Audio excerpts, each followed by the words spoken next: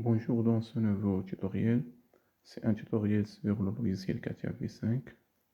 Dans ce tutoriel, je vais vous montrer comment réaliser la simulation d'un système ACAM et afficher la courbe du mouvement de ce mécanisme. Pour commencer, j'ai déjà préparé donc l'assemblage de ce système sur l'atelier Assembly Design. Dans cette partie, j'ai inséré ou donc importer ce fichier dans l'atelier DMU Kinematics qui est un atelier de simulation. Je vais donc commencer la réalisation des liaisons. Je commence avec la liaison pivot entre l'arbre, la cam et le bâti ou le système fixe pour ce système simplifié. Donc, par la suite, je dois réaliser donc une liaison pivot entre le galet qui pour rôle de réduire donc le frottement avec l'axe qui a une liaison encastrement avec la partie fixe du mécanisme. Par la suite, je dois réaliser donc une liaison entre la cam et le galet. Dans ce cas, je vais choisir la liaison courbe roulante. Donc, je vais choisir deux courbes qui sont tangentes plutôt. Et par la suite, je vais donc réaliser la liaison glissière entre le suiveur et, la partie fixe de la manière suivante. Je dois choisir une ligne et une surface.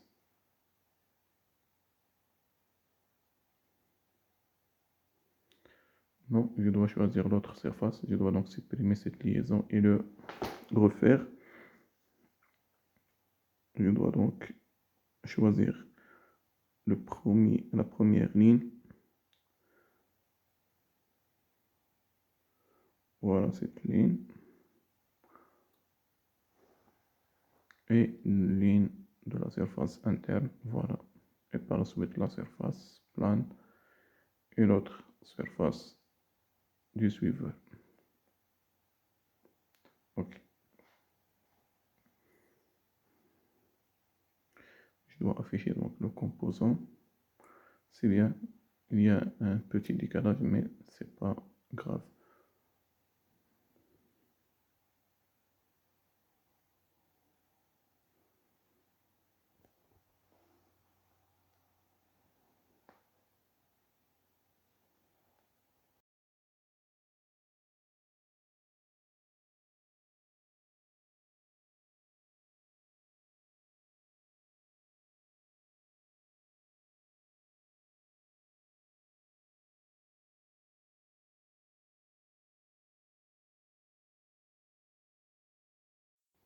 Par la suite, tu dois réaliser les liaisons encastrement entre les ensembles de ce mécanisme et une liaison encastrement entre la clavette et la cam.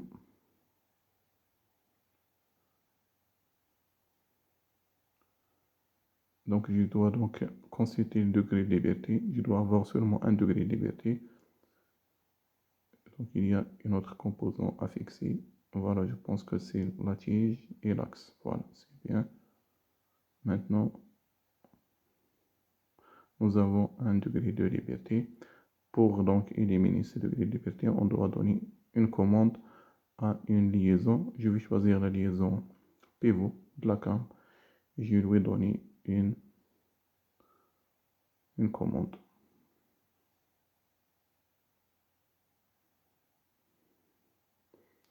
Voilà, je peux donc changer la course. Donc, je peux commencer depuis 0 et choisir par exemple 3 tours. Ça fait 1080 degrés.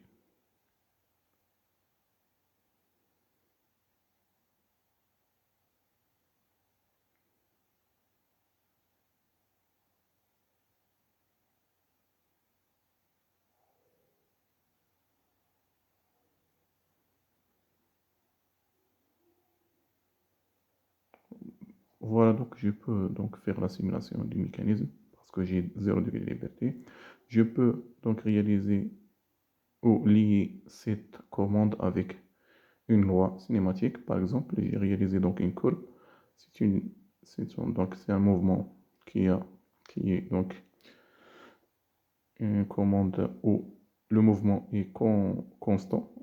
Donc, je peux changer donc la durée de la simulation. Je peux choisir donc 30 secondes. Voici la courbe ou la loi cinématique. OK, c'est bien. Par la suite, je peux donc faire la simulation suivant une loi. C'est bien donc. La rotation de la Lacan entraîne la translation alternative de suivre.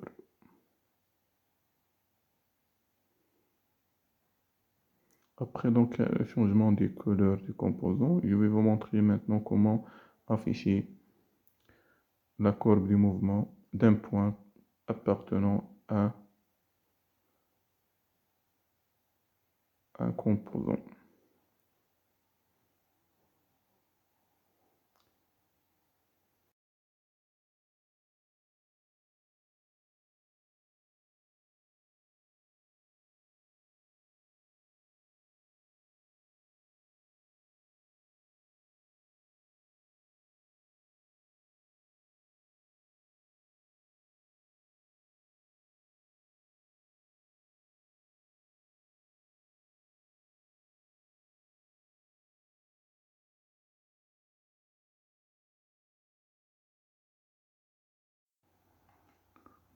Par la suite, on peut réaliser ou on peut afficher la courbe du mouvement d'un point appartenant à un composant qui se déplace. Pour cela, on va donc aller sur cette fenêtre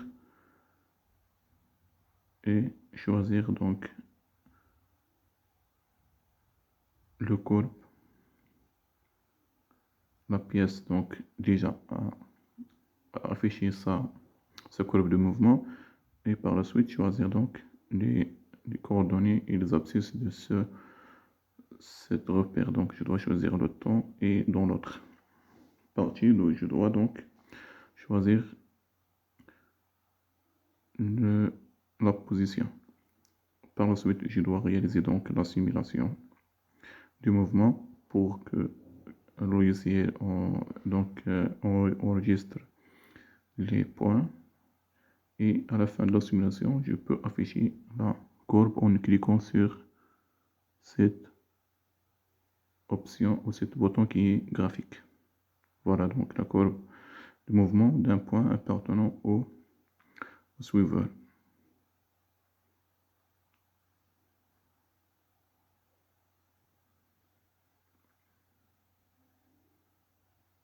Donc les positions en millimètres en fonction du temps de simulation.